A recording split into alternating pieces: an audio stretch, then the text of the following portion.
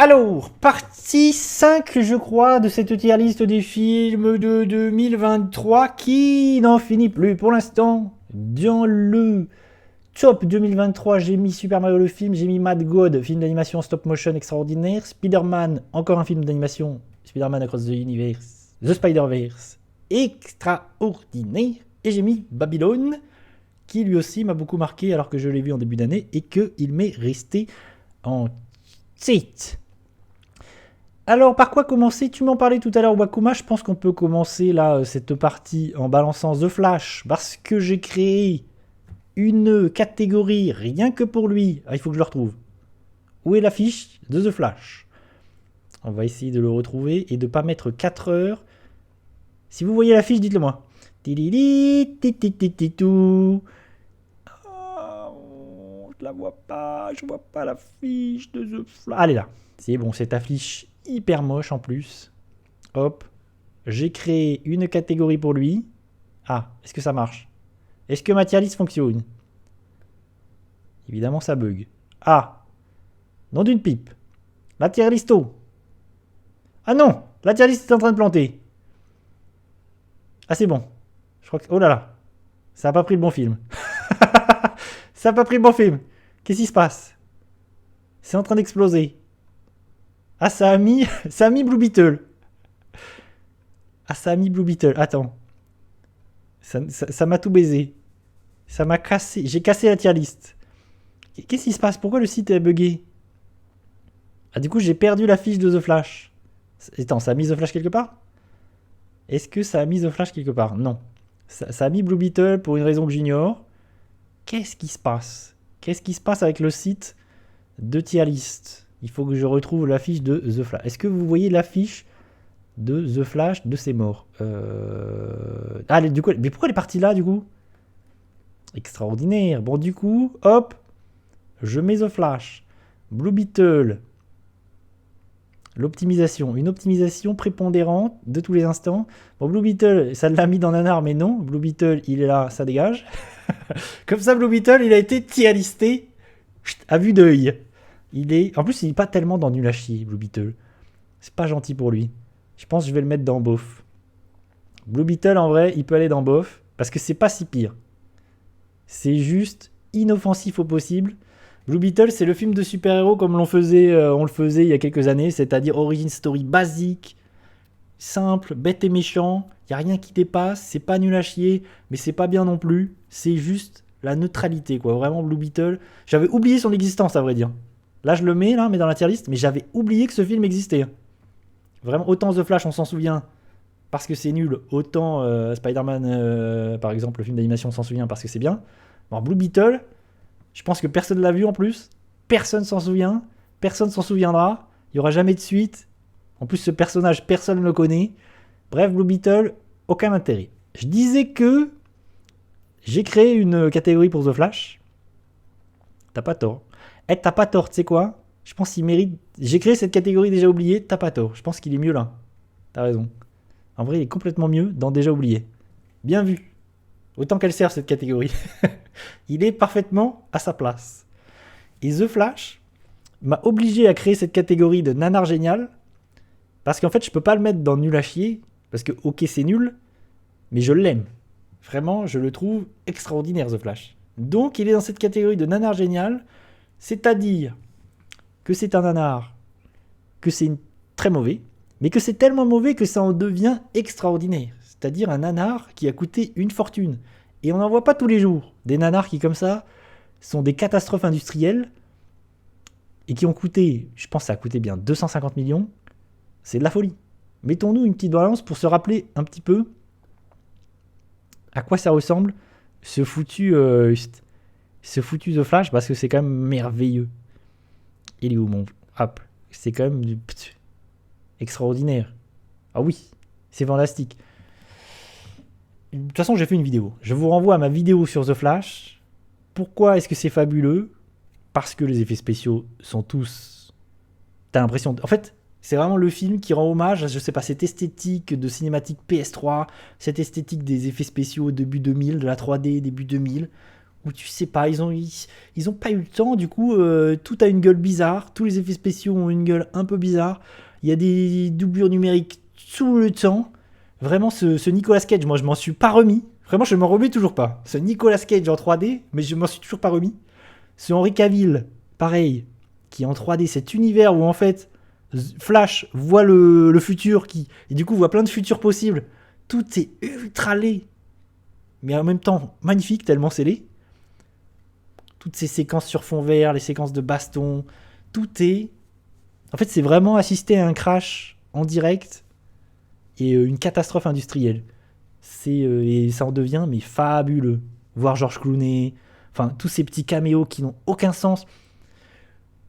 Voir Batman revenir, le Batman de Tim Burton, ça n'a aucun sens. C'est utilisé n'importe comment.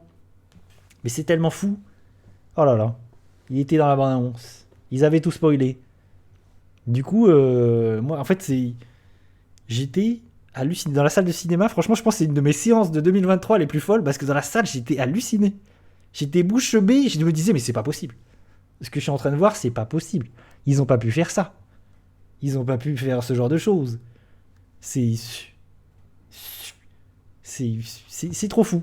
Je pense qu'il faut le voir. En fait, c'est vraiment... On peut dire ce qu'on veut, je peux dire tout. Il faut le voir pour le croire, quoi. Vraiment, The Flash, vous pouvez dire ce que vous voulez, vous pouvez le décrire comme vous voulez, il faut le voir pour le croire, tellement ça n'a pas de sens. Tellement c'est... Et en plus, je peux dire ce que je veux, je vais vous dire c'est dingue, ça n'a aucun sens, les effets spéciaux c'est pourri, mais vous allez voir, ce sera pire en fait, que ce que je suis en train de dire. Ce sera encore plus fou. Regardez-moi ces plans là, ces plans fond vert là, ça n'a aucun sens. Il y a un moment donné, ils sont dans une sorte de désert là, de No Man's Land. Tu te dis, c'est que du fond vert, que des doublures numériques, c'est un film d'animation. Puis c'est d'un mauvais goût assez fabuleux. Et en plus, il y a carrément des trucs qui arrivent à émerger. Oh bonjour, Pama Demineuf. Bonjour. Parce que je trouve que l'actrice qui joue Supergirl, par exemple, elle s'en sort pas mal. Je trouve que c'était une bonne idée. Ça aurait pu être cool. Ouais, vraiment, c'est la moitié du temps, c'est un film d'animation. Il y a un film d'animation qui a pas trop de budget. C'est assez terrifiant. Ça va parfaitement bien, Pama 2009. Est-ce que t'as reçu le petit colis, Pama? Dis donc. Et ouais, je pense que il va être une sorte de marqueur. En fait, je pense... Ah bah du coup, j'ai spoilé. Bah j'ai rien dit. Dis-toi que j'ai rien dit.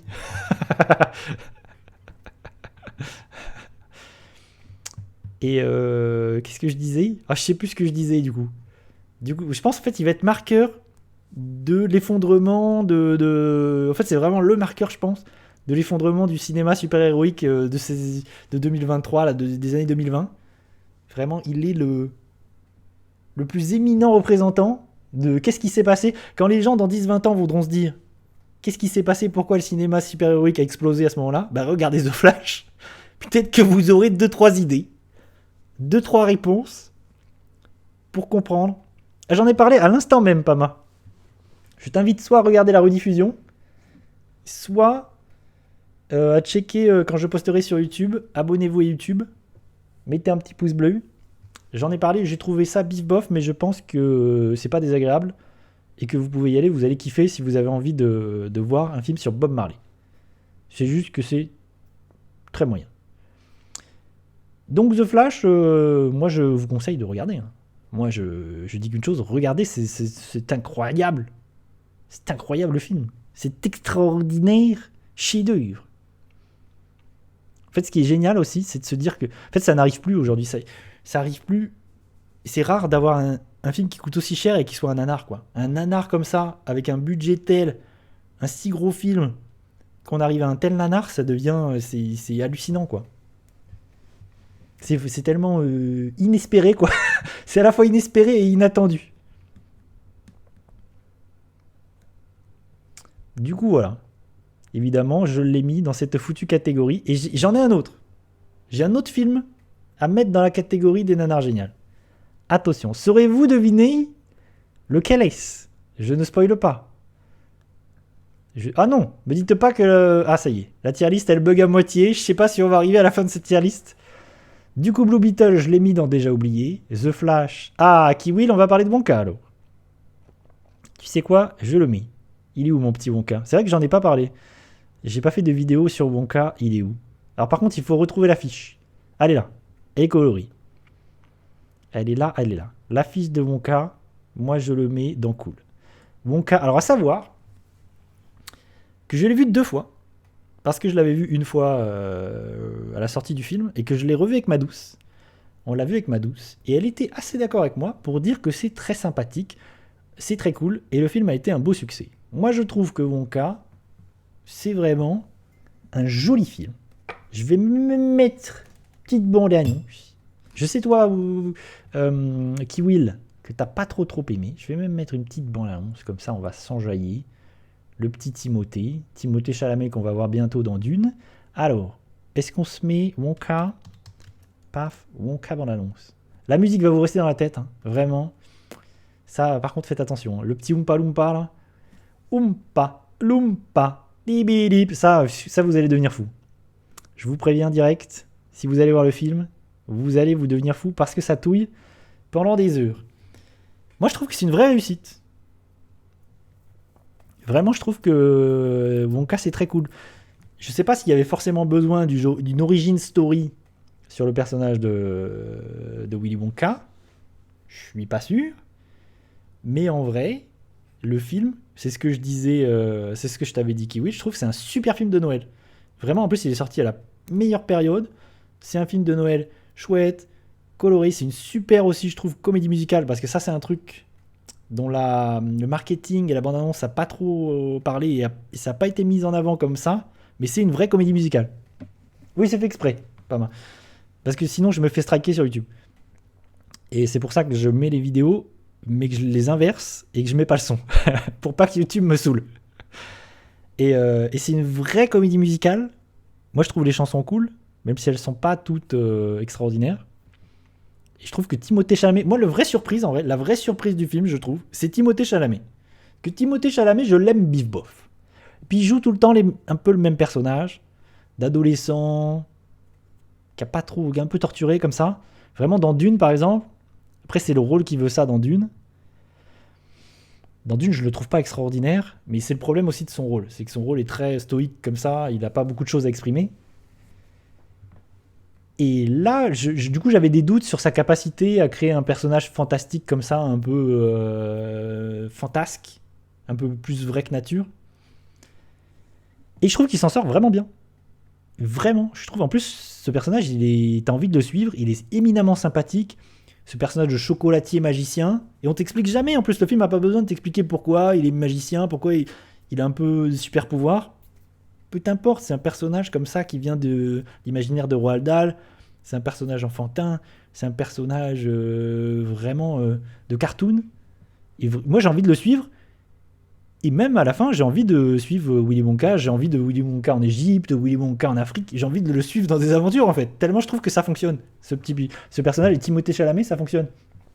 Parce qu'il est à la fois drôle, touchant, il est débile, c'est une sorte de... En plus il est très shonen, c'est-à-dire que il est débile, il sait pas lire par exemple, donc ça c'est un ressort comique dans le film, il est très bête, mais à la fois c'est un génie du chocolat et il est magicien, donc il fait des dingueries.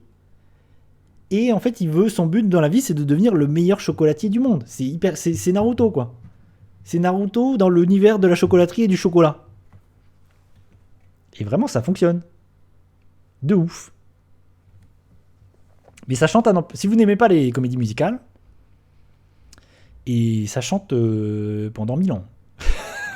Je pense qu'il faut quand même se rendre compte de ça. Ça peut laisser sur le côté. Et oui, c'est un film enfantin. C'est un film qui est pour toute la famille, c'est un film familial, si vous avez des enfants, si vous avez les enfants, les adultes, je pense que tout le monde va y trouver son compte, tout le monde va kiffer. Mais oui, Hugh Grant, je trouve que c'est une idée géniale ça par exemple. Hugh Grant en Oompa Loompa, super idée. Parce qu'il a un côté comme ça un peu aigri.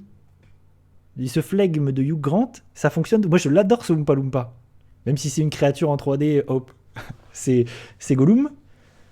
Vraiment, il est très cool. Chaque apparition du Oompa Loompa, moi, j'ai kiffé. En plus, il y a la musique. Génial. Fantastique. Pour moi, c'est une vraie réussite. C'est pas un grand film. C'est pas un chef-d'œuvre. J'ai dû mettre 3 sur 5, mais vraiment, c'est super. C'est très cool. C'est le pur. Pour moi, c'est le pur film de Noël parfait, quoi. Je pense que je le reverrai sur les périodes de Noël. Avec grand plaisir. Ah, Dune, c'est bien, ouais. Ouais, Dune 2 sort dans 2 semaines, je crois. Dune 2, c'est le 28 février, me semble-t-il. Mais après, j'ai des réticences. J'ai pas revu le premier Dune. Dune partie 1. Peut-être que j'aurai le temps de le revoir d'ici la sortie du 2. Mais moi, j'ai bien aimé le premier, mais sans plus. Je pense en vrai que je préfère le film de David Lynch. Parce que Denis Villeneuve, c'est trop tristoun, quoi. Ça manque de folie. Le Dune de Denis Villeneuve, il est trop tristoun, gris. Manque de folie, quoi. Là où dans le film de David Lynch, c'est un film raté, mais il y a des dingueries dans le film, quoi. Des créatures, des visuels, des univers. Il y a un truc comme ça organique. C'est de la folie. Après, moi, j'ai lu le livre, donc il y a aussi un truc où je suis un peu biaisé. Quand t'as lu le livre, après tu vois les adaptations, c'est un peu. Et je suis pas non plus hyper fan du livre aussi, faut le dire. Les livres, c'est quand même des morceaux compliqués à lire. C'est pas évident. Et c'est vrai que quand tu lis les bouquins, tu te dis c'est compliqué à adapter. Mais je sais pas si Denis Villeneuve c'était la meilleure personne pour adapter Dune. Moi, je suis pas convaincu. J'aime bien le film, mais je suis pas convaincu à 2000% sur Dune. Dune 2, je vais aller le voir. Je vous donnerai mon avis. Mais on verra. On verra. Par contre, il y a un casting de Maboul. Que ce soit le 1 là, et le 2, c'est pareil. Apparemment, il y a plein de nouveaux acteurs. Apparemment, c'est Maboul. Donc oui, mais je pense que de toute façon, c'est pas si souvent qu'on a des fresques comme ça de science-fiction. Donc ça vaut quand même pas mal le coup d'aller voir. Là, c'est sûr que c'est un gros film de cette année. C'est un film à aller voir. Et sur la partie 1, par exemple, de Dune, il y a des trucs où je me suis dit, où Denis Villeneuve, par exemple, les combats, l'action, j'avais l'impression que Denis Villeneuve, j'espère que dans le 2, ça va être mieux. Parce qu'en termes d'action et de combat dans le 1, c'était un peu cata, je trouve. Hein. C'était vraiment pas folichon. C'était pas dingue. Mais j'attends de voir. Un truc qui m'est resté, par contre, c'est la musique de Hans Zimmer. Dans Dune 1.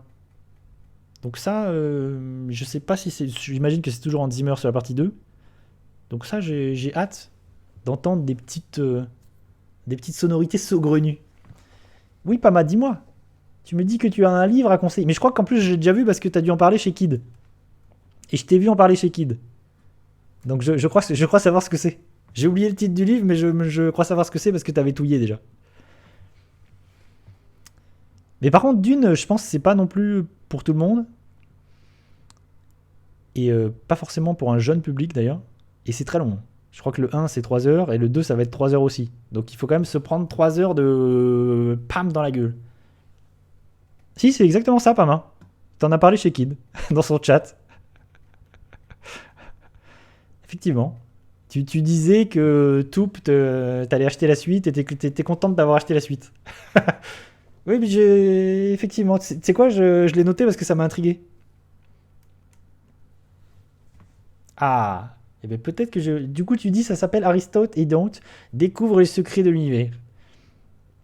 Ah, je lirai peut-être ça. Hein. Mais ça m'a intrigué. Je t'en ai déjà entendu en parler. Enfin, je t'avais vu en parler et ça m'avait intrigué.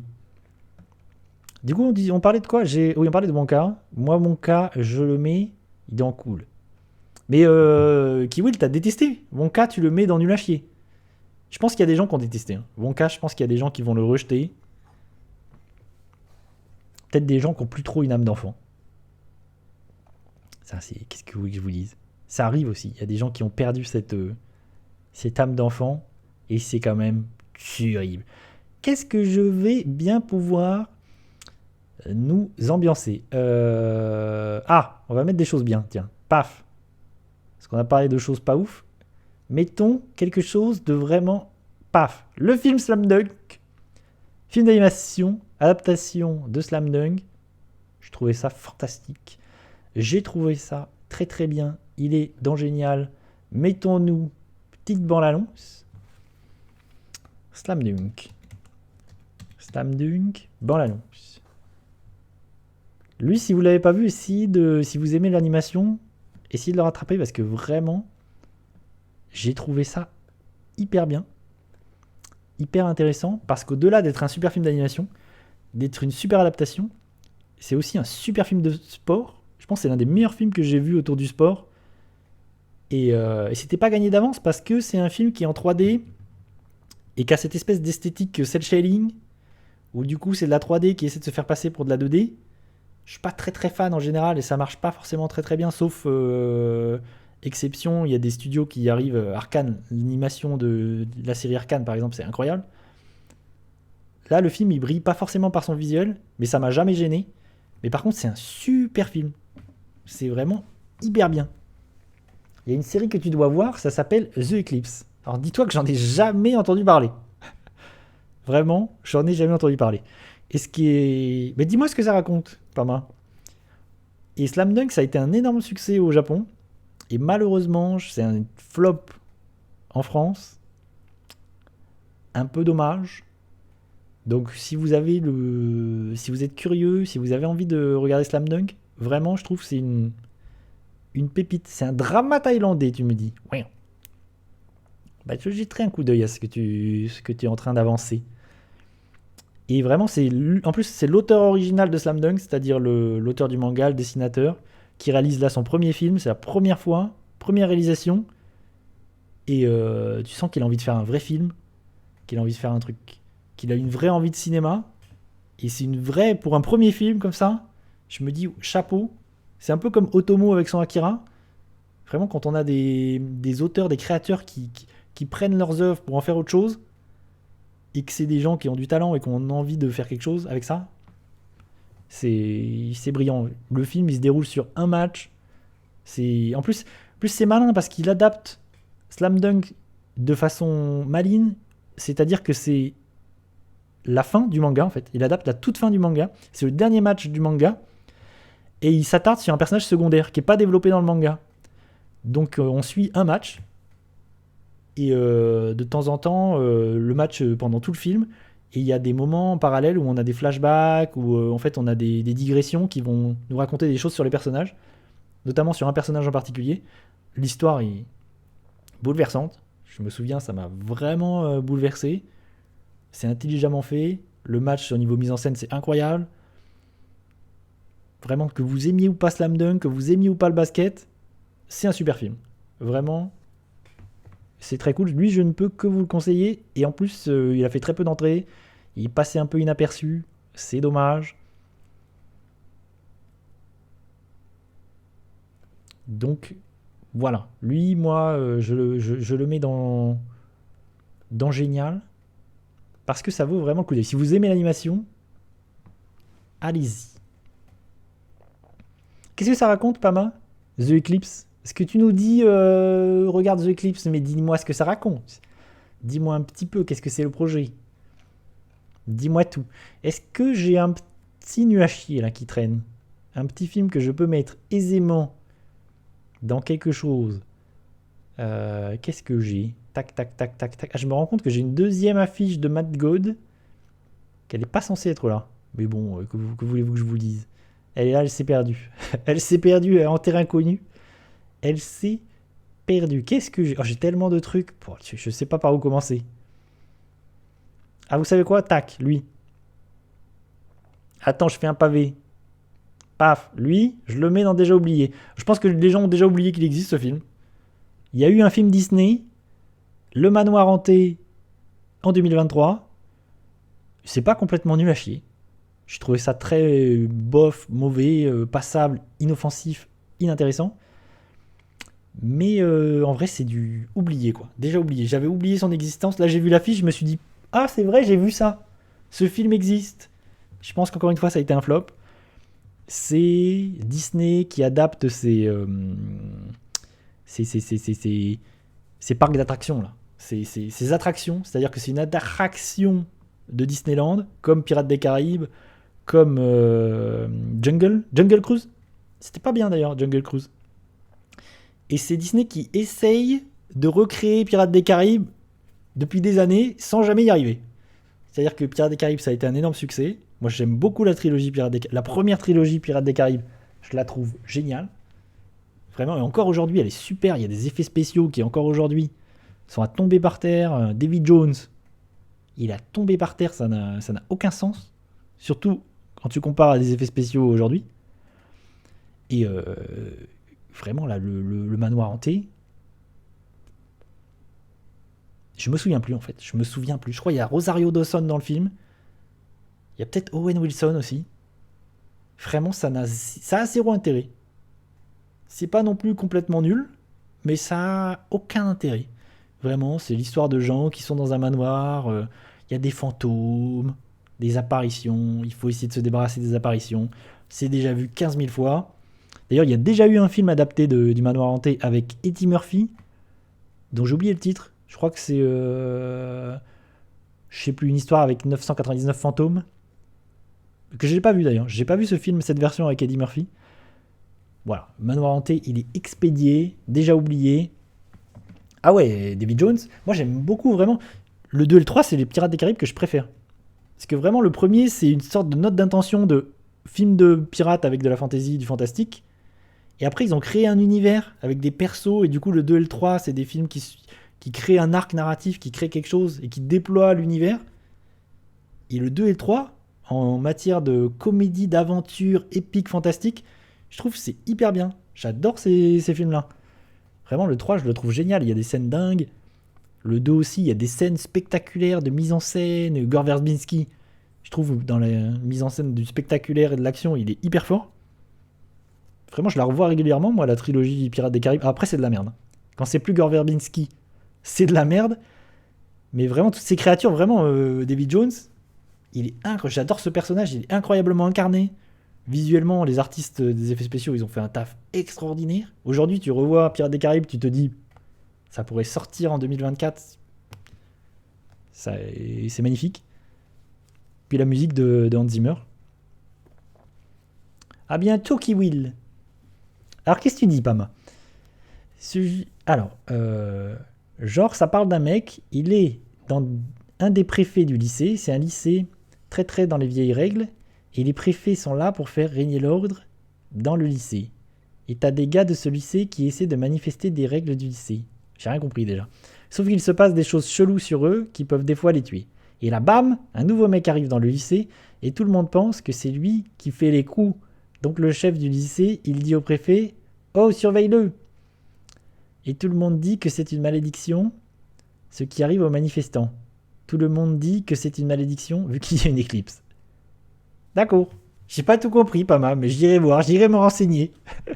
J'irai me renseigner pour en savoir plus. Parce que là, c'était pas tout à fait clair, dis-toi bien. Ah, bah tiens, je le vois lui, paf, je vais le tier lister. Mission Impossible. Mission Impossible. Hop. Alors lui, Mission Impossible Dead Reckoning, c'est une véritable déception pour ma part. Parce que j'aime bien cette saga. Puis c'est une saga qui est partie dans un truc où chaque film maintenant c'est qu'est-ce que va faire Tom Cruise comme cascade, qu'est-ce qu'il va faire comme cascade folle, quoi. Qu'est-ce qui va se passer? Est-ce qu'il va réussir à faire une cascade de plus en plus folle? Vraiment, à chaque film Mission Impossible, tu te dis, voilà, qu'est-ce qui va se passer? Quelle va être la cascade incroyable où le film va être... la publicité va être faite, la promotion va être faite autour de cette cascade. Là, c'est ce qui s'est passé sur Dead Reckoning. Il y a une cascade où il saute dans le vide avec une moto. Bon, toute la promo a été faite autour de cette... Et au final, quand tu la vois dans le film, t'es un peu déçu. Parce que tu l'as déjà vu dans toute la promotion. Et c'est très court, et c'est pas hyper impressionnant dans le film, ce qui est un peu dommage. Ce qui est dommage avec ce genre de truc, c'est que les making-of sont 1000 fois plus impressionnants que les films. Du coup, c'est un peu triste. Et en plus, il y a des effets spéciaux rajoutés par derrière qui, du coup, parfois sont mal intégrés. Là, par exemple, sur la scène de la moto qui saute dans le vide, il y a une rampe. Et dans le film, il y a un effet spécial pour cacher la rampe et du coup, recréer une montagne. Et c'est pas très bien. Pas très bien intégré, c'est pas ouf. Bref. Moi, ce Mission Impossible, j'ai été hyper déçu. Savoir que ça dure quand même 3 heures. Je crois, hein, aux alentours de 3 heures, que ça a été assez décevant d'ailleurs. Je crois que le film, c'est un peu... un peu un échec au box-office, surtout après Top Gun 2 qui avait été un extraordinaire succès. Et c'était censé, Dead Reckoning, être partie 1, partie 2. Je sais pas si c'est encore le cas, mais je pense que pour la partie 2, ça va être un peu différent. Enfin, ils ont dû changer de plan, très certainement. Et du coup, c'est une moitié de film. Ça, encore une fois, c'est une moitié de film qui dure quand même 3 heures. Moi, je me suis beaucoup ennuyé. Je trouve que c'est un film en plus qui parle de l'intelligence artificielle. Le méchant est une intelligence artificielle. C'est un peu bête et méchant la façon dont c'est intégré au film, dont ça raconte les choses. Enfin, tout le côté intelligence artificielle, méchante intelligence artificielle, c'est pas dingue. Qu'est-ce qui se passe avec Parma 2009 ? Afin de faire la lumière sur le suicide de son oncle, un lycéen intègre l'établissement scolaire dans lequel il travaillait réputé pour être extrêmement strict. Alors qu'il fait ses recherches, il se met à dos le préfet en chef, un camarade de classe chargé de faire respecter la règle. Ah, mais d'accord, Pama. Très bien. Non, mais j'irai me renseigner sur qu'est-ce que ça raconte. Alors, par contre, s'il y a 46 épisodes, c'est un peu trop. Je vais mettre une petite balance de Mission Impossible. Mission Impossible. Dead Reckoning. Mettons un petit bout de balance. Paf. Paf. Ah, voilà, on voit cette fameuse scène qui est vachement plus impressionnante dans le making-of de la moto qui saute dans le vide. Et moi, en fait, ce que je trouve dommage avec cette saga Mission Impossible, c'est qu'au départ, sur les 4-5 premiers, je crois les 4 premiers épisodes, les 4 premiers épisodes, c'est à chaque fois un réalisateur différent. Et ça, c'était intéressant. C'était intéressant d'avoir une saga comme ça d'action, de blockbuster d'action, qui ramène un réalisateur différent à chaque fois. Du coup, il y a une patte différente dans chaque film. Parce que le premier de Palma et le deuxième de John Woo, ils ont rien à voir. Vraiment, ça n'a rien à voir. J.J. Abrams, ça n'a encore rien à voir. Brad Bird, c'est encore autre chose. Du coup, ça, c'était trop bien. Cette idée-là, elle était trop bien. Vraiment, du coup, ça fait des films qui sont tous intéressants pour différentes raisons. Il fallait bien que ça s'use. Ouais, là, ils ont... Et en fait, maintenant, il a trouvé un réalisateur, Macquarie. Et du coup, c'est Macquarie qui fait toutes les Missions Impossibles. Et malheureusement, à un moment donné, ça tourne un peu en rond, quoi. C'est un peu dommage. Et c'est juste là pour un écrin, pour des cascades, pour que Tom Cruise... En plus, ils ont expliqué que la façon dont les films sont pensés, c'est qu'ils pensent d'abord les cascades, les scènes spectaculaires, les cascades, et ensuite ils créent... ils essaient de lier le tout par un scénario un peu bête et méchant, qui est juste là vraiment pour faire une cascade les unes après l'autre et pour lier tout, quoi. Pour que ce soit lié un peu intelligemment. Après, c'est pas... Je trouve ça cool que ce soit les cascades et que ce soit ça qui soit mis en avant. Mais... Là, pour le coup, niveau scénario et tout, c'est quand même pas dingue. Comment ça, je suis pas petite ? Tu es pas petite. Du coup, véritable déception. Moi, je me suis beaucoup ennuyé. Surtout qu'en 2023, il y a eu John Wick 3, en termes de film d'action, qui lui aussi dure 3 heures. Non, John Wick 4. C'est déjà le 4. Et John Wick 4, je trouve c'est infiniment plus spectaculaire et infiniment plus intéressant. Infiniment mieux. Moi, j'ai vraiment beaucoup plus pris mon pied devant John Wick 4 que devant Mission Impossible. Malheureusement, parce que j'avais envie de voir Tom Cruise faire des dingueries. J'avais envie de voir des cascades, des trucs. Ce qui est fou, et ça c'est dommage, c'est que je le disais. Oh bon, Pama, bon appétit. Bon appétit. Tu sais quoi, je regarderai ce dont tu m'as parlé. Je regarderai pour voir de quoi il en retourne. Et en fait, ce qui est dommage, c'est que les making-of sont plus intéressants et plus impressionnants que le film final. Par exemple, j'ai vu en regardant les making-of qu'il y a une scène sur un train où il y a Tom Cruise qui se bastonne avec quelqu'un sur un train. Et ça, tu t'en rends pas forcément compte dans le film. Mais en fait, ils sont véritablement sur un vrai train. Et ce qui est dommage, c'est que dans le film, tu t'en rends pas compte. Parce que dans le film, tu te dis, bon, bah, ils ont pas tourné sur un vrai train, c'est débile. Et en vrai, ils ont vraiment tourné sur un vrai train. Du coup, quand tu vois les making-of, tout est plus... Enfin, le film est plus intéressant en making-of que dans le film. Donc ça, c'est triste, quoi. Ça, c'est dommage.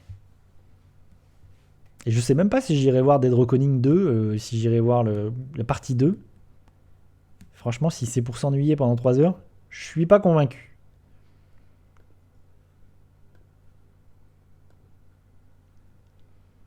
Mais ça, vous pouvez être sûr qu'on va avoir un Top Gun 3 et que Top Gun 3, on va avoir on va avoir des vertes et des pas mûres, vu le succès du 2.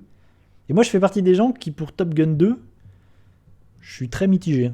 Moi, j'ai trouvé ça très... ouais, je me suis pas mal ennuyé. Top Gun. Ouais, c'est partie 1. Ils avaient prévu vraiment de faire... En fait, c'était le final de Mission Impossible. Et malheureusement, ce Mission Impossible partie 1 Dead Reckoning, c'est un peu floppé. Je pense qu'ils vont complètement revoir leur plan. Ah ça, je vais peut-être y aller. Hein. Je sais pas quand c'est censé sortir d'ailleurs. Et peut-être que Top Gun 3 sortira avant. Allez savoir. Alors, de quoi est-ce que on peut causer tous ensemble?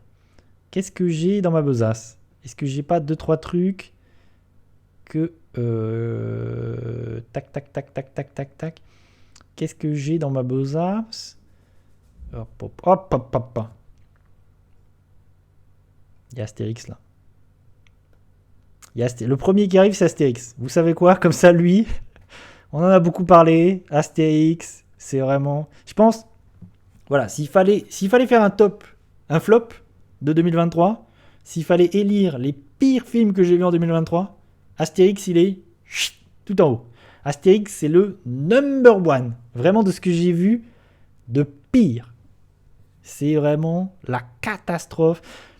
Et c'est d'autant plus une catastrophe. C'est pour ça que je le mets vraiment top, top, top. Parce que ça a coûté très cher. Et c'est pas possible, quoi.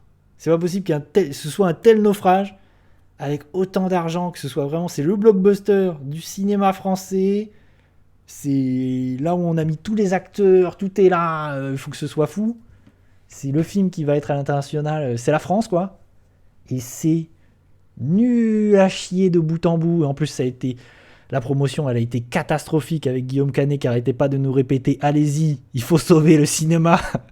C'est Astérix qui va sauver le cinéma, ni que toi. Franchement, ni que toi bien. Parce qu'il faut quand même se rendre compte que c'est Guillaume Canet qui réalise, qui scénarise, et il s'est lui-même donné le rôle de Astérix. Et je pense que c'est le pire Astérix ever. C'est le pire acteur qui a jamais joué Astérix. Vraiment, c'est une catastrophe. Ah mais l'argent, il est passé dans le casting. En plus, le casting, il est vraiment... Il n'a aucun sens. Il est absurde parce qu'on fait venir toutes les stars du moment, voir les youtubeurs, parce qu'il y a McFly et Carlito, il y a Jonathan Cohen, il y a Ibrahim Ibrahim...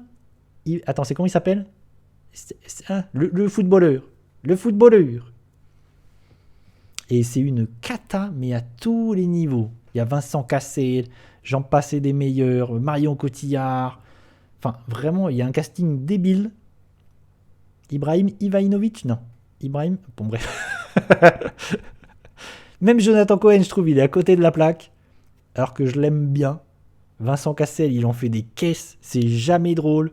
C'est moche tout le temps. Il y a des effets spéciaux horribles. Vraiment, je pense que c'est vraiment le film. Oui, Zlatan, c'est ça. Zlatan. C'est le film où j'ai eu envie de partir cette année. Parce que moi, souvent, je pars jamais d'une salle de cinéma. Vraiment, c'est mon... Même si c'est un truc où je souffre, jamais je pars d'une salle de cinéma. Mais alors, sur Astérix, j'ai eu envie. Je me suis dit, qu'est-ce que je fais là? Qu'est-ce qui se passe? Pourquoi est-ce que je suis devant ce truc? Vraiment, je suis pas sorti, mais j'étais à 2 doigts de sortir, de brûler le cinéma, d'aller brûler la maison de Guillaume Canet, J'étais à 2 doigts de tout baiser. De foutre le feu. Le film où il nous fait ça, en fait. Et c'est pas drôle, c'est ça qui est terrible. Y a rien, en fait, il n'y a rien à sauver, si ce n'est... Je crois que le seul truc que j'arrive à sauver du film, c'est Obélix, qui est joué par... comment s'appelle-t-il? Qui est joué par... Ah, je vais pas retrouver son nom. Ouais, mais il est dans le top, en fait. Il faudrait top nul à chier, quoi. Je le mets là, si tu veux. Pour dire que c'est le premier. S'il fallait que ce soit, hop, qu'il y ait un ordre, voilà, nul à chier du sang.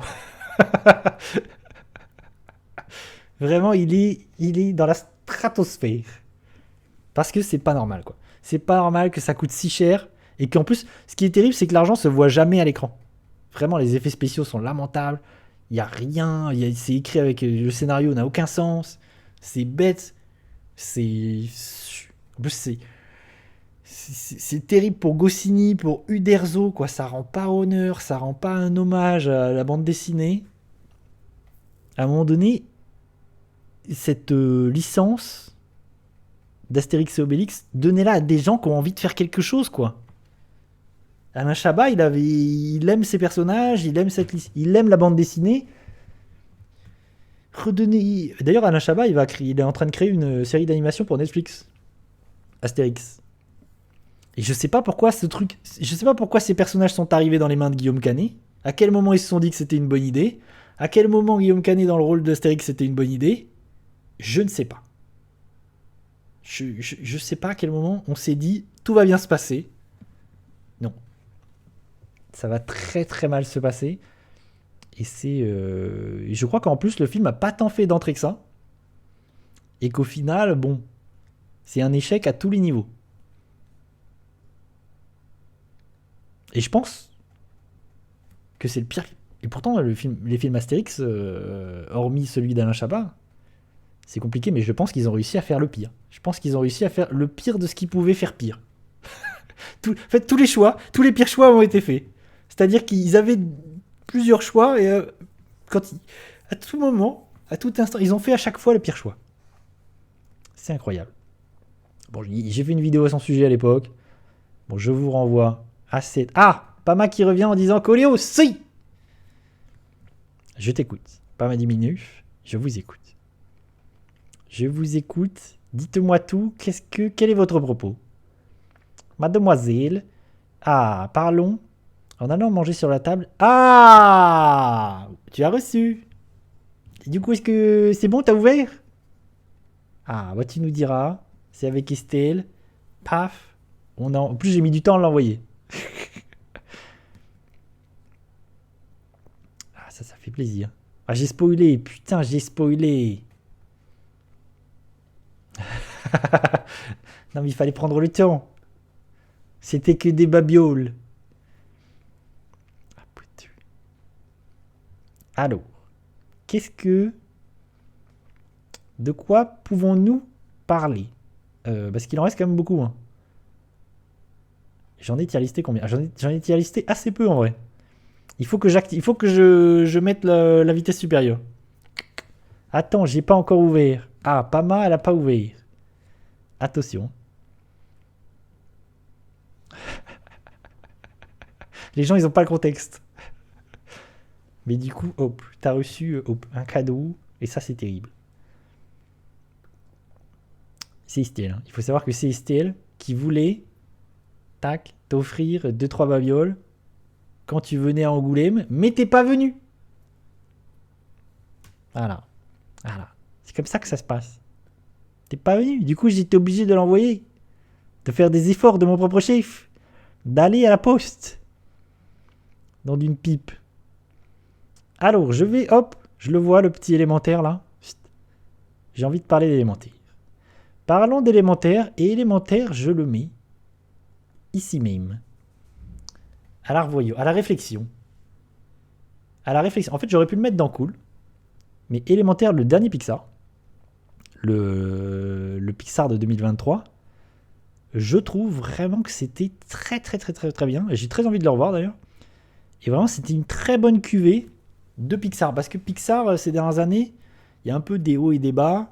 Le film Buzz l'éclair, sur l'histoire du vrai Buzz l'éclair, film de science-fiction, d'animation, tout ça, c'était moyen. Vraiment, j'étais moyen satisfait par Buzz l'éclair. Et là, élémentaire, c'est tout ce que j'aime chez Pixar en fait. Des idées malines, un visuel extraordinaire, un film qui, à la fois pour les enfants, pour les adultes, avec des couches de compréhension, un film malin, un film émouvant, un film bouleversant. Je l'ai vu avec ma douce et on a pleuré en chœur pendant 10 minutes à la fin. Vraiment, ça fait partie des films de 2023 qui m'ont beaucoup fait pleurer. Et c'est une vraie réussite. Et c'est pourtant avec un truc très classique. C'est vraiment classique Pixar de base, le synopsis de base. C'est-à-dire des éléments qui vont avoir des émotions. Ah, bonne soirée, Wakuma. À bientôt. Chut, à bientôt pour la suite de Tom Raider. Qui j'ai dans mon... Chut, la semaine prochaine. Merci, Wakuma. À bientôt. Wakuma, attention, on a dit... Pama, attention, on a dit suspense. Sur l'ouverture de ce colis. Et je disais donc que Élémentaire, c'est très bien. Moi, j'ai trouvé ça vraiment super. Je vais mettre aux petites bandes annonces. Je disais que c'était classique Pixar, c'est-à-dire qu'on est sur là le truc basique de on donne des sentiments et des émotions à quelque chose qui a pas vraiment de à quelque chose d'inanimé et comme des jouets quoi. Le truc de Toy Story. Et du coup là ça donne lieu à des effets visuels assez dingues parce qu'on a des créatures qui sont liquides, des créatures en feu, des créatures qui sont juste des petits nuages là, qui sont du gaz. Visuellement, c'est une dinguerie. Il y a plein d'idées. C'est bouleversant. Ça raconte plein de choses. Moi, si ce n'est le bémol que je pourrais trouver à Élémentaire, c'est la VF, qui je trouve est pas dingue parce qu'on a 2-3 star talents, c'est-à-dire qu'on a Adèle Exarchopoulos et Vincent Lacoste dans les 2 rôles principaux. Et je trouve qu'ils sont pas incroyables et que c'est dommage d'avoir pris des acteurs qui sont pas des comédiens de doublage, alors qu'on aurait eu des vrais comédiens de doublage, notamment Donald Renew, parce que dans la bande-annonce, c'est Donald Renew qui double le personnage garçon principal, le personnage de l'eau, là. Et du coup, avoir mis des star talents, des acteurs plus connus pour les mettre sur l'affiche, des fois ça marche comme Franck Dubosc dans Nemo, des fois ça marche beaucoup moins bien. Là, je trouve que dans Élémentaire, ça marche pas de ouf. C'est un peu dommage. Mais moi, je vous le conseille vraiment. Là, des derniers Pixar, moi, il y a Alerte Rouge que j'aime beaucoup. Élémentaire, je l'aime beaucoup. Vraiment, il y a quelques Pixar là ces dernières années qui, je trouve, sont très très cool. Vraiment, allez-y. C'est super. Et je pense que plus ça va. Je l'aurais mis dans cool, je pense. Si j'avais été à lister à la sortie du film. Et en vrai, plus ça va, plus... il y a des films comme ça qui grandissent et à la réflexion, plus je trouve que c'est bien. Et j'ai envie de le revoir. Et je pense que je le reverrai et sûrement qu'en le revoyant, je me dirais en fait c'était encore mieux que ce que je disais.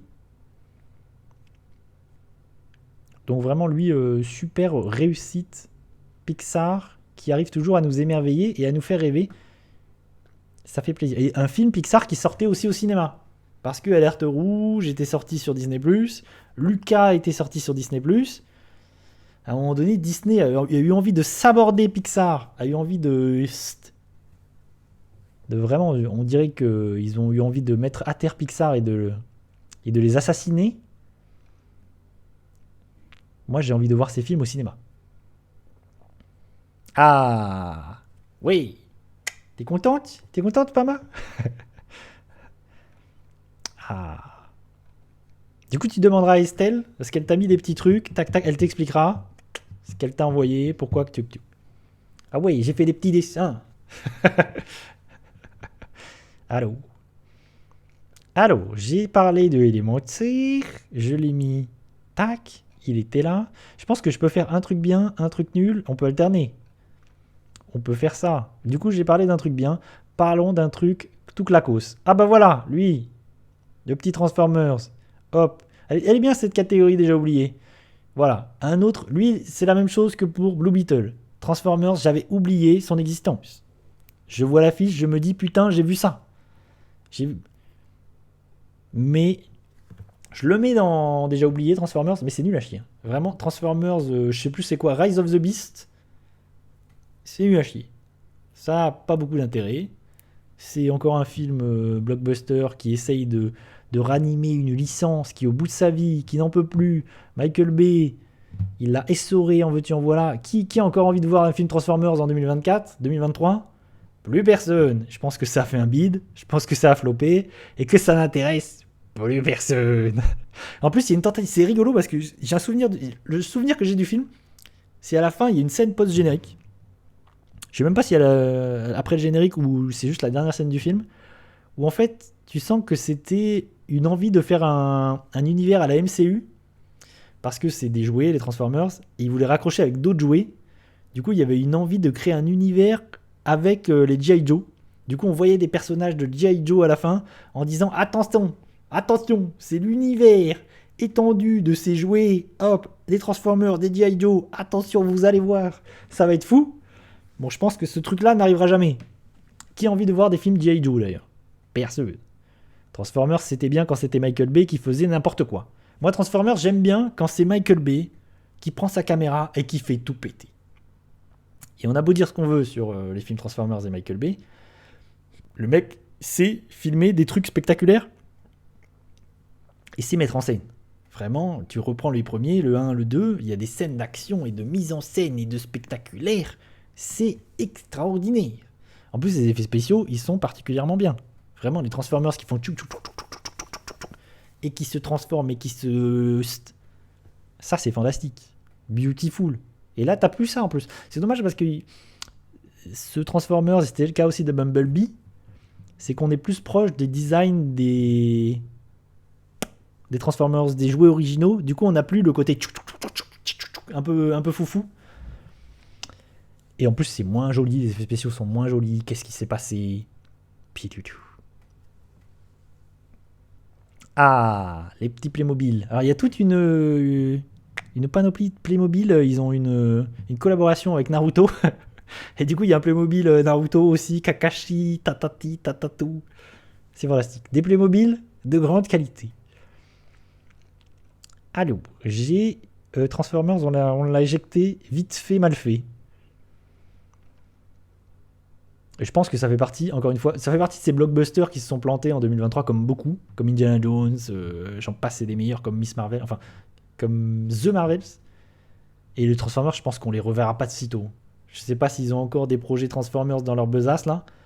Je pense que c'est pas de sitôt qu'on va revoir ces jouets. Ah! Est-ce qu'on se ferait pas un petit... Vous savez quoi? Paf. Je vois Chien de la Casse. Et lui. Ça fait longtemps qu'on n'a pas mis un film dans le top. Mettons des films dans le top. Chien de la Casse. Je sais que j'ai pas fait de vidéo. J'en avais parlé brièvement sur le stream. Chien de la Casse. Pépite. J'ai beaucoup dit qu'en 2023, le cinéma français était phénoménal et avait proposé beaucoup de belles choses. Parce que Anatomie d'une chute, parce que Mars Express, parce que Vermine, parce que énormément d'autres choses, que ce soit de l'animation, du film d'horreur, du film dramatique, enfin vraiment le cinéma français, Le règne animal, que j'ai mis en génial, vraiment c'était fou. Et il y a ce petit film là, qui s'appelle Chien de la Casse, que je vais... mais c'est un tout petit film, mais c'est une petite merveille. Je vais le touper. On va se mettre une bande-annonce. Chien de la Casse. Tac, tac, tac. Hop. On va faire Vlim. On va faire hop, hop, hop, avec Raphaël Quenard. Alors Raphaël Quenard, là, moi, c'est la révélation de l'année 2023. Je crois qu'il est dans 3-4 films. Je l'ai vu dans 3-4 films. Dans Yannick de Quentin Dupieux, dans Chien de la Casse, dans d'autres choses. Je crois qu'il y a un film aussi sur Netflix... où c'était pas fou, mais il est dedans. Ah oui, le film aussi avec Jonathan Cohen sur Prime Video, Sentinelle, il est là. Raphaël Quenard, il est extraordinaire. Vraiment, c'est un acteur. C'est ma révélation de cette année. Et je vais continuer à le suivre. Là, en 2024, dès que je le vois dans un film, j'y vais. Parce que je le trouve génial. Dans Yannick, il est phénoménal. Et Chien de la Casse, c'est quoi? C'est un film, il y a Anthony Bajon aussi, qui est extraordinaire. C'est un film en fait qui va parler, qui va montrer de la ruralité, de ces jeunes qui vivent dans la campagne, dans un milieu rural, et qui du coup vivotent et sont dans la fin de leurs études et vont devoir devenir des adultes et devoir faire quelque chose de leur vie. Et c'est un milieu qu'on voit pas trop au cinéma, c'est quelque chose qui est pas trop montré, qui est pas trop dépeint. Et moi j'ai grandi dans ce milieu-là, la ruralité, la campagne. Du coup, ça m'a touché, ça m'a parlé, et c'est un truc qu'on voit trop rarement. Et c'est fait avec une sensibilité, c'est bien fait. Le film, il est touchant. Et il raconte l'histoire de deux protagonistes qui sont Anthony Bajon et Raphaël Quenard, qui sont deux amis. Et deux amis, en fait, tu comprends qu'ils sont amis parce qu'ils vivent là. pas loin l'un de l'autre en fait, et que il n'y a pas beaucoup de jeunes dans ce milieu-là. Et du coup, ils sont amis un peu par défaut, mais en même temps, ils se connaissent depuis toujours, et ils sont ensemble, mais ils se ressemblent tellement pas, ils sont tellement différents. Et c'est cette relation qu'on va suivre. Il y en a un qui est vraiment plus taciturne, qui parle pas beaucoup, comme Anthony Bajon. Et Raphaël Quenard, il est là, il est grandiloquent, il est un peu philosophe, il exprime beaucoup de choses, il est flamboyant. Et à la fois, il est un peu toxique. Il est un peu pénible. Tu sais pas si, en plus, s'il l'aime plus, si c'est juste un ami ou s'il est amoureux littéralement de son ami. Et le film, c'est ces deux amis. On va suivre cette relation. Et un jour, il y a un personnage féminin qui va rentrer dans leur relation et qui va un peu faire éclater cette relation et qui va mettre un peu le feu aux poudres et qui va faire péter la chose. Et c'est fantastique. J'ai trouvé ça extraordinaire, c'est touchant, c'est un super film, c'est un petit film, mais c'est une petite pépite de 2023. Je pense qu'il n'a pas été beaucoup vu. Il est dans mon top. Direct. Vraiment, ça m'a beaucoup touché. Je crois que c'est un premier film en plus, me semble-t-il. Et Raphaël Quenard, acteur à suivre, vraiment. Moi, je le trouve parfait dans tous les films. Vraiment, il tire les films vers le haut. Vraiment, tout repose sur sa prestation. Il est fantastique. J'ai envie de plus le voir. Et je pense qu'on va beaucoup le voir ces prochaines années parce que vraiment, il a quelque chose de. Déjà, il bouffe la caméra. Il a une présence, il a un charisme. Il a une façon, il a une diction aussi particulière qui le démarque de ses petits camarades. Vraiment, je le trouve extraordinaire. Oh, bonsoir Estelle, comment vas-tu? Bonsoir, jeune fille. Hop, je fais Tibidip. Mince, c'est pas ça que je voulais faire. J'ai merdouillé, je veux remettre la foutue tier list. Du coup, ça me fait un 5e film. Je sais pas combien je vais en mettre dans le top. J'ai pas trop réfléchi à ça. Mais une petite dizaine, je pense. D'accord, mon cœur. À tout à l'heure, ma chérie tendre. À bientôt. Et du coup, je vais enchaîner comme je mis chien de la casse. Ah ben non, mais du coup, ça va faire trop de. Bon, vous savez quoi? Soyons fous, il est où? J'allais dire, j'enchaîne avec Yannick. Déjà, il faut que je le trouve. J'enchaîne avec Yannick. Il est où? Il est où? Il est où? Et là. Heureusement que l'affiche est très. J'aime beaucoup l'affiche d'ailleurs. Et alors là, contre toute attente, paf, je le mets lui-même en top, à côté de Chien de la Casse, alors que c'est un film de Quentin Dupieux. Et que j'ai dit les années précédentes, parce que moi, les films de Quentin Dupieux, il y a des hauts, il y a des bas, et j'en avais marre. Quentin Dupieux, j'en avais marre, j'en pouvais plus. Vraiment, les derniers films, Fumer fait tousser, j'ai trouvé ça nul. Quoi d'autre? Mandibule, c'était cool, mais pas dingue. Il y en a un autre, parce qu'en 2022, il a sorti 4 films, là. Il en a sorti 2, je crois. Il y a Fumer fait tousser, et il y en avait un autre. Tellement l'autre, je l'ai oublié, tellement c'était pas ouf. Ah oui, il y a Fumer fait tousser, et il y a l'autre, c'était Incroyable mais vrai, je crois, avec Alain Chabat. J'avais trouvé ces 2 films nuls.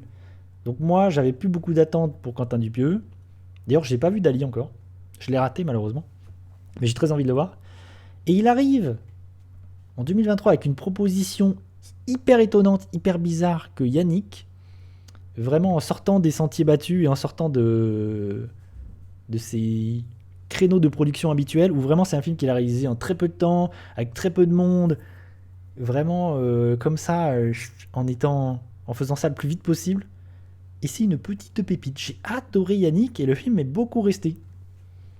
Et c'est un film très simple, qui repose vraiment beaucoup sur Quenard. Vraiment, Quenard, il est extraordinaire.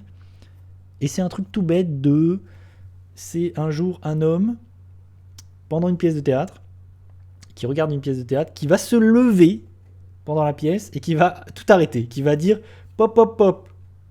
Parce qu'on voit littéralement que ce qui se passe sur la scène, c'est nul. La pièce, elle est éclatée. Et Yannick se lève en disant non, mais ce que vous faites, c'est de la merde. Donc, à un moment donné, stop. Je suis pas venu là pour souffrir. J'ai donné des sous et du temps. À un moment donné, et du coup, c'est une vraie prise d'otage.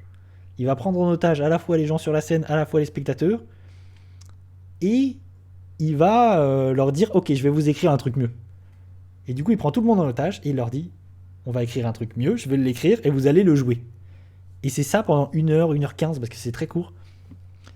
Et je trouvais ça génial parce que d'une simplicité, mais à la fois ça raconte plein de choses. Vraiment, je vais mettre un petit extrait là, des petites. Moi j'ai beaucoup aimé. En plus, il y a Pio Marmaille que j'aime beaucoup, qui est génial. Blanche Gardin, qui est aussi excellente. Vraiment, j'ai trouvé ça génial. Paf, pif, paf, pouf.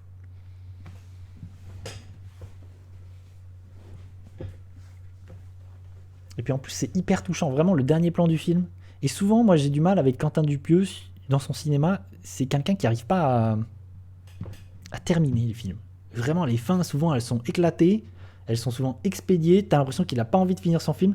Là, je trouve que ça faisait longtemps que j'avais pas vu un film de Quentin Dupieux où la fin, elle est satisfaisante, je trouve. Vraiment, j'étais satisfait. En voyant la fin, je me suis dit, ok, là, j'ai l'impression qu'il a écrit un scénario. Pour une fois, j'ai eu l'impression que son scénario tenait la route de A jusqu'à Z. Et après, c'est un tout petit film parce que c'est dans un lieu clos. Il y a très peu de. En fait, c'est vraiment un huis clos avec très peu de personnages. Il va prendre à partie les gens, les spectateurs, les acteurs. Pour moi, c'est une vraie surprise parce que j'attendais plus grand chose de Quentin Dupieux et une vraie réussite. Et tout repose vraiment sur Quenard qui tient le film, mais alors de bout en bout, à bout de bras quoi. Mais c'est un petit objet. C'est ça qui est intéressant, c'est que c'est un petit objet un peu à la fois un peu fragile, mais à la fois hyper pertinent. Aussi, tu sens que c'est Dupieux qui parle de la critique, qui parle de la réception d'une œuvre, des spectateurs. Je pense qu'il y a plein de choses à y trouver dans le film, et ça c'est intéressant. Et ce personnage de Yannick, il est hyper intéressant. Ce personnage qui a l'impression de perdre son temps et qui a l'impression qu'on lui vole son temps et qui se dit non mais stop, et qui va écrire quelque chose. Et est-ce que c'est ça qui va être intéressant, qu'est-ce qu'il va écrire? Est-ce que ce qu'il va écrire ça va être mieux? Est-ce que ça va être nul? Qu'est-ce qui va se passer? Quelle va être la réception du public? En même temps, il a pris tout le monde en otage.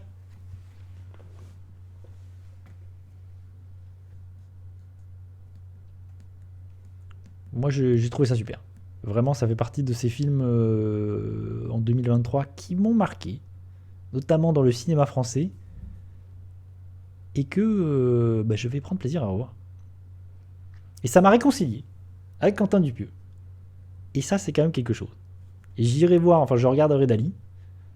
Et peut-être que je vais détester. Parce que vraiment, là, avec Quentin Dupieux, c'est soit j'adore, soit je déteste. Parce que vraiment, Fumer fait tousser, par exemple, j'ai trouvé ça nul. Et Incroyable mais vrai, j'avais été déçu au possible. En plus, il y avait Alain Chabat, le casting, il était ouf. Mais la fin, Incroyable mais vrai, c'était... Pour moi, c'était cata, quoi. J'avais détesté la fin. Il avait bazardé cette fin avec un montage, là, hyper... Enfin, c'était nul. Zéro. J'avais pas du tout aimé. Bon, après, Quentin Dupieux, vraiment, il est prolifique. Il va nous sortir 4 films cette année. Il en a sorti un. Il y en a 4 autres qui vont arriver. Je sais pas combien il y a de films qui vont sortir cette année. Mais c'est un peu un taré. Hop, du coup j'ai mis 2 films dans le top. Extraordinaire.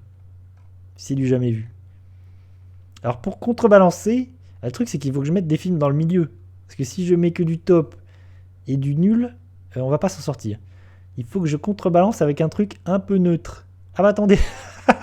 Je l'ai lui. Le petit Pas de Patrouille, hop, lui il est expédié. Je le mets dans cool. Hop. Pas de Patrouille contre toute attente. C'est très cool. C'est pour les enfants. Film d'animation qui voilà, est parfait pour les enfants. J'ai trouvé ça très sympathique. Pas grand chose de plus à en dire. J'ai fait une vidéo sur le sujet. Vraiment, j'étais agréablement surpris. Moi, étant adulte, j'étais pas forcément la cible, mais j'ai pas passé un mauvais moment. Au contraire, j'ai plutôt kiffé. Et j'ai vu des trucs assez étonnants. Vraiment, c'est films pour enfants, mais pas des films qui prennent les enfants pour des débiles plus que ça. Mais je trouve, cela dit, je trouve que le premier film Pas de Patrouille, parce que j'ai vu les deux, je trouve que le premier film Pas de Patrouille est mieux. On en est là. Hein. On fait une échelle de valeur sur Pas de patrouille. Le premier, il est mieux. Il y a vraiment des trucs étonnants dans le premier où tu vois le petit héros chien, le chiot héros du film qui a une crise d'angoisse. Enfin, où ça parle de ça. Le premier film Pas de patrouille. D'un chien super héroïque qui un jour n'arrive plus à être super héroïque et qui du coup se remet en question et qui du coup a des crises de panique, n'arrive plus à être un chien qui sauve des gens. Enfin, c'est hyper cool. Vraiment, étonnamment. Évidemment, c'est pour les enfants. C'est pour un public plutôt jeune. Mais contre toute attente, j'ai vu ça et j'ai pas détesté. Au contraire de, par exemple, Miraculous. Allez, comme ça, il est expédié aussi. Miraculous, c'est pas bien. Ah, j'ai presque envie de le mettre dans nul. Bon, je vais le mettre dans bof, parce que je suis quand même un peu gentil. Parce que Miraculous, c'est un peu le même type de film pour un peu les mêmes spectateurs, même si là, on est sur des enfants un peu plus âgés. Et Miraculous, c'était un film qui coûtait très cher. C'était l'un des films plus chers de l'année français. Film d'animation. Je crois que ça n'a pas tant marché que ça. Et c'était pas terrible. C'est une sorte de comédie, film d'animation, comédie X, comédie musicale, avec des chansons éclatées, très mal écrites. C'est pas hyper bien produit en plus. C'est pas hyper joli. C'était pas très intéressant. Vraiment Miraculous. Je suis sorti de là, j'ai fait ah oui, pas ouf. Pas dingue. J'ai préféré Pas de patrouille. Il faut le dire. Voilà, j'ai mis Mission Impossible et Miraculous à côté. On en est. J'ai mis Suzume et Pas de patrouille. Ah, j'ai mis Anatomie d'une chute au même niveau que Pas de patrouille. Et là, on verra ça que ici. Incroyable. Je me rends compte de ça maintenant. C'est vrai qu'il y a des trucs qui n'ont pas trop de sens, mais il faut pas se dire. Voilà, il faut se dire que Pas de patrouille, dans son genre de film d'animation pour un public plus jeune, il est très cool. Évidemment que ça n'a pas de sens de comparer avec un truc comme Anatomie d'une chute. Mais voilà. Est-ce que j'ai pas un petit... Vas-y, on se fait des petits films d'animation. Faisons... Ah oui, c'est vrai, il y a ça, là. Hop. J'ai vu beaucoup de films d'animation, et il y a beaucoup de films d'animation dans le top, et il va y en avoir d'autres. Je crois qu'il y en a d'autres. Oui, c'est sûr, il y en a d'autres. Bon, ça, c'est nul. Bah, de toute façon, je le mets dans déjà oublié, parce que je m'en souviens plus. Je sais même plus c'est quoi le titre du film. La légende de Naya, je crois. Bon, un film très bof, aucun intérêt. Un film qui veut être Pixar, qui vient des pays de l'Est, je crois. Production des pays de l'Est. Je sais plus quel pays exactement. C'est très bateau, vraiment. Ça ressemble à un film Clochette. Avec un petit univers féerique, des personnages qui ressemblent vraiment à tous ces personnages bateaux des films d'animation de ces 10 dernières années là. Vraiment, aucun intérêt. Franchement, j'ai rien à dire dessus parce que je m'en souviens plus. Pour le coup, il est très bien dans cette catégorie. Et je crois que c'est Le Royaume de Naya, le titre. Bref, ça n'a aucun intérêt. J'ai oublié le film. Il est très bien. Où il est, ce petit salaud? Oh, je vois 65. Je le prends. 65. Alors lui, soit je le mets dans bof, parce que j'ai pas détesté non plus, soit je le mets dans nul à chier, parce que c'est quand même bien de la merde. Mais, cela dit, je pense que je vais le mettre dans bof. Je suis pas hyper négatif vis-à-vis de 65, c'est-à-dire c'est le film de Adam Driver avec des dinosaures. C'est Adam Driver qui est dans l'espace, je crois, astronaute, je sais plus, et qui en fait revient sur Terre, mais qui arrive sur une Terre il y a 65 millions d'années, d'où le titre. Du coup, c'est une époque où il n'y a que des dinosaures. Et il doit essayer de survivre avec une petite fille. Et sur le papier, c'est du génie. Sur le papier, moi j'ai envie de voir ça. Adam Driver qui tue des dinosaures, qui essaie de survivre. Oui, je veux voir ce film. Bon, dans les faits, c'est un peu nul, mais j'ai pas détesté. Au contraire de Crazy Beer, là, Cocaine Beer, que j'avais vu la même semaine, je crois. Je crois qu'ils sont sortis la même semaine. C'est pour ça que les deux me viennent là. Et en fait, je trouve que c'est nul, mais j'ai pas détesté parce qu'il y a des dinosaures. Il y a Adam Driver qui survit. Ça dure 1h30. C'est pas très bien. Mais c'est pas non plus horrible. En vrai, je le reverrai sans forcément déplaisir. Il m'en reste pas grand chose. Mais moi j'aime bien Adam Driver. Je trouve que Adam Driver c'est un excellent acteur. Et que là, bon, il est dans un mauvais film, mais il s'en sort bien. il survit contre des dinosaures. Moi, j'aime les dinosaures. J'aime voir des dinosaures. Donc, pourquoi pas? Si vous aimez les dinosaures, que vous aimez Adam Driver, je dis pourquoi pas. C'est pas bien, mais c'est pas non plus à foutre à la poubelle, je trouve. Parce que, en fait, c'est que j'ai vu tellement pire. Il y a des films comme ça qui sont pas bien, mais j'ai vu tellement pire que je me dis, ouah, c'est pas si horrible. Par exemple, comparé à Expandables ou à Fast and Furious, je me dis, c'est du Stanley Kubrick. Je me dis, ça va. Comparé à Astérix, ça va. C'est pas si pire. Voilà ce qu'on peut dire. Lui, il a été expédié. Ah bah tiens, vu qu'on parlait de Jonathan Cohen et que je parlais de Raphaël Quenard, je vais mettre Sentinelle. Alors Sentinelle, je pense que je suis un peu optimiste, un peu gentil à son encontre. Mais après, ça passe ou ça casse. Sentinelle, c'est le nouveau film, nouvelle comédie qui tourne autour de Jonathan Cohen. C'est-à-dire que si vous aimez Jonathan Cohen, vous allez kiffer. Si vous aimez pas, bon, vous allez détester. Parce que c'est vraiment Jonathan Cohen show pendant 1h30 et que du coup, ça va vous sortir par les yeux. Moi, je trouve que j'ai pas d'animosité particulière pour Jonathan Cohen. Je l'aime plutôt bien. Même si, par exemple, dans Astérix, je trouve il est nul. Il est zéro. Mais après, c'est pas sa faute. Il n'arrive pas à sauver un film qui est déjà une catastrophe. Mais Sentinelle, c'est vraiment le projet de... c'est One Man Show Cohen. Et puis c'est toujours... En fait, c'est ça qui est un peu le problème, je trouve, c'est qu'il joue toujours le même personnage, un peu antipathique, un peu relou, et très bête. Un abruti au milieu de gens plus compétents que lui. Et du coup, et Raphaël Quenard, il joue le personnage compétent, et ce personnage se devient fou en voyant ce Sentinelle être aussi bête. Et c'est l'histoire d'un policier qui est à la fois policier et à la fois chanteur. Chanteur nul et policier nul. Et je trouve que cette idée est rigolote, mais elle n'est pas assez exploitée, pas assez utilisée dans le film en fait. Ce côté, je suis aussi chanteur, je trouve qu'ils auraient dû pousser plus, parce qu'au final, c'est plus, ils ont essayé de faire vraiment une histoire, une enquête sérieuse qui a du sens et qui tient la route. Et je trouve qu'il n'y avait pas besoin en fait. Moi, cette enquête qui tient la route, parce que ça tient la route dans le film, cette enquête, je trouve, elle est trop sérieuse et en fait, c'est dommage. Ça aurait dû être plus absurde, un peu plus foufou, un peu plus mettre en avant le côté je chante et je suis bait. Mais en vrai, j'ai trouvé ça cool. Moi, j'ai pas trouvé, même plutôt rigolo. Il y a vraiment des trucs qui me font rire. Ce personnage qui tire à tout bout de champ, et qui du coup ne sait pas viser, ferme les yeux littéralement pour tirer, du coup il tue des gens complètement au hasard, ça c'est rigolo. Il y a des trucs comme ça qui me font marrer. Ou le fait qu'il tire sur son collègue à plusieurs reprises.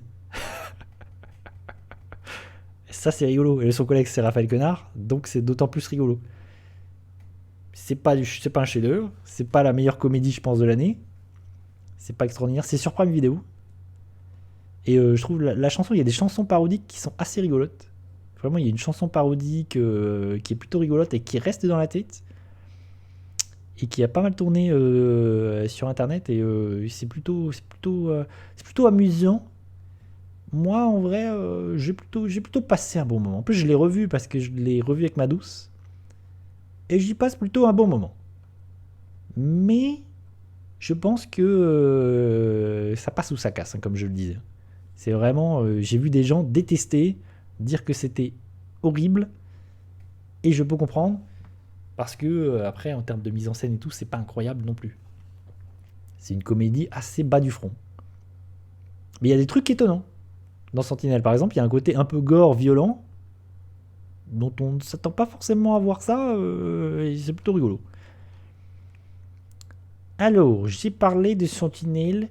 Quelle va être la prochaine cible? De quoi est-ce qu'on pourrait bien causer? Qu'est-ce que j'ai dans ma besace qui tourne ici? J'ai trop de trucs que je vais mettre dans nul à chier. Là, il y a des trucs, j'ai envie. Je vois Vision là. Vision, bam, je le dégage. C'était nul à chier. Bim. J'ai pas grand chose à en dire. Hein. C'est un film. C'est un thriller français. Avec. Il y a qui déjà dans le film? Je sais plus du tout. Ah si, je crois il y a Kassovitz. Je crois il y a Kassovitz et Diane Kruger. Sorte de thriller qui essaye de faire du Brian De Palma. C'est le mec qui avait fait Boîte Noire.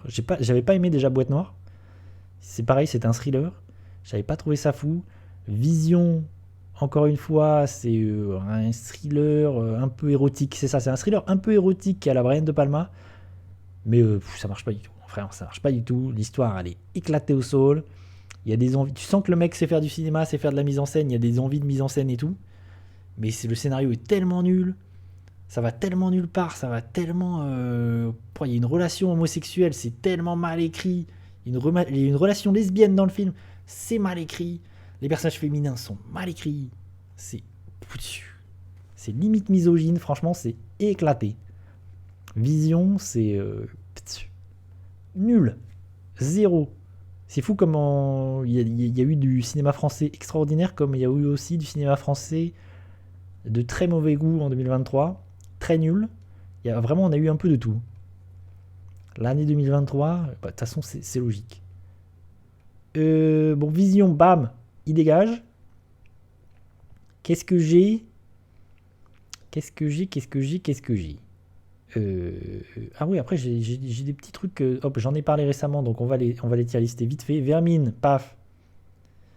Vermine, c'est très très très bien. Ah, Vermine, j'hésite. Je le mets où? Je le mets dans Cool ou je le mets dans. Je sais plus combien j'ai mis à Vermine. Vas-y, je le mets dans Cool. Soyons pas non plus. Quoique. En vrai, je trouve que Vermine, j'en ai parlé récemment parce que je l'ai rattrapé récemment, je l'avais raté en décembre. Je pense très clairement que c'est l'un des meilleurs films d'horreur que j'ai vu en 2023. C'est pas non plus fou dingue. Mais quoique. Je vais le laisser en Cool. Après, je l'ai vu récemment. Le petit Vermine. Donc c'est assez frais encore dans mon esprit. Mais c'est vraiment un film hyper efficace. C'est vraiment bien, Vermine. C'est vraiment un film avec des araignées qui fout les jetons. Bien angoissant. Si vous êtes arachnophobe, vous allez avoir les jetons. Donc si vous aimez les films d'horreur et que vous aimez avoir les jetons, et que vous êtes arachnophobe, allez-y. Parce que vous allez avoir les jetons. Vous allez flipper. C'est un film qui est particulièrement bien écrit, je trouve. Qui est particulièrement efficace. Qui arrive particulièrement à utiliser son budget, je pense, limité. Et à mettre le budget à l'écran parce qu'il n'hésite pas à montrer des créatures, à montrer des bestioles. Que ce soit des vraies bestioles, que ce soit des bestioles en 3D, des bestioles réalisées numériquement. Vraiment, c'est chouette tout le temps. C'est une vraie réussite. Vermine, c'est une vraie réussite du cinéma horrifique français et du cinéma horrifique de 2023. Vraiment, j'ai trouvé ça hyper bien. En vrai, je l'ai préféré parce que je vois que j'ai mis Evil Dead, Nanani, le voyage du Déméter. Je l'ai préféré vraiment à ces autres films d'horreur. Je pense de toute façon, j'ai pas vu un film d'horreur en 2023 que j'ai préféré à Vermine. Quand j'y réfléchis. Après, j'en ai raté quelques-uns aussi, j'ai pas tout vu. Mais pour moi, si vous aimez le cinéma horrifique, vraiment, allez-y, c'est un vrai film de créatures, c'est un vrai film de monstres, c'est un vrai film angoissant. Moi, je suis pas particulièrement arachnophobe, mais j'ai quand même flippé. Il y a quand même des trucs, il y a des scènes hyper angoissantes. Vraiment, une vraie réussite que Vermine. Je ne peux que renvoyer à ma vidéo dédiée que j'ai faite récemment, me semble-t-il. Qu'est-ce que je peux bazarder vite fait bien fait?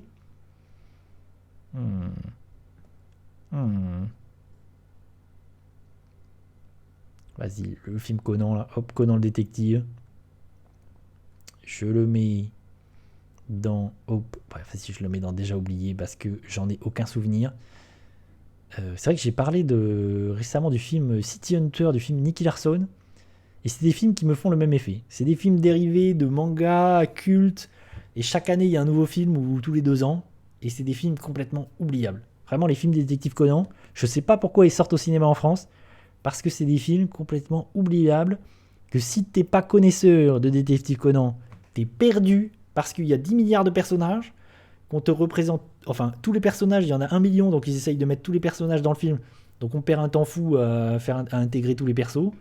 Il y a trop de persos, c'est le bordel, c'est pas très intéressant, les scénarios sont pas folichons, c'est pas hyper bien animé, c'est vraiment des films qui sont plus des épisodes de série de 2 heures rallongés, avec pas beaucoup plus de budget. C'est pas très intéressant. Voilà, Détective Conan, il est déjà oublié. J'en ai vu 2 là récemment. J'ai vu celui de 2022, j'ai vu celui de 2023, je crois. Et ça me fait le même effet, quoi. C'est des films que j'ai déjà oubliés, c'est des films qui n'ont pas beaucoup d'intérêt. C'est un peu dommage. Je vois Shazam 2. Hop, Shazam 2. On va le... Hop.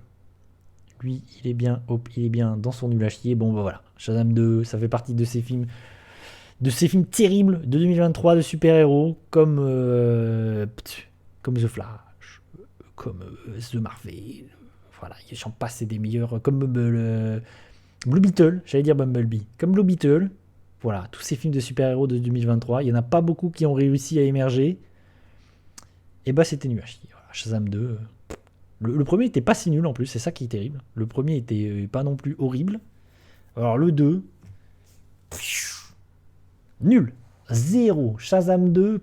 Je me souviens. Le seul truc dont je me souviens du film, c'est il y a une pub. Il y a un placement de produit pour. Je sais plus ce que c'est d'ailleurs. Des Skittles, je crois.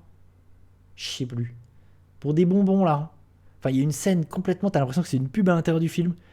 C'est. C'est terrible. Je sais plus ce que ça raconte. Je sais qu'il y a Lucy Liu qui joue une méchante. Tu sais pas ce qu'elle fout là. Il y a Hélène Mirren, c'est pareil. Tu sais pas ce qu'elle fout là.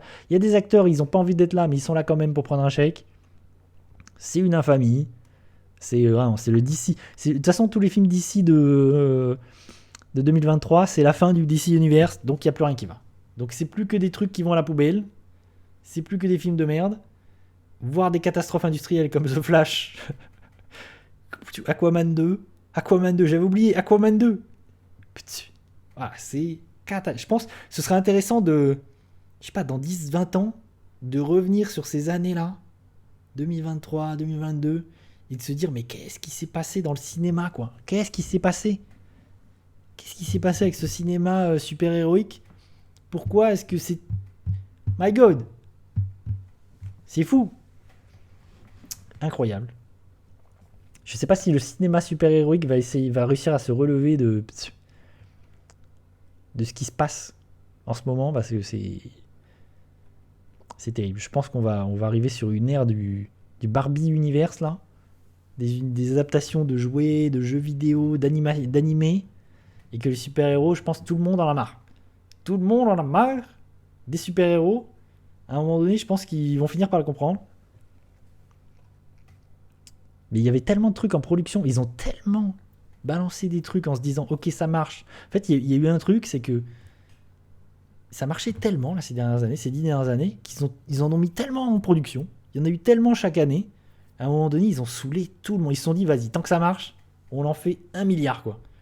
Tous, DC, Warner, Sony, Disney, là, ils ont tous balancé la sauce.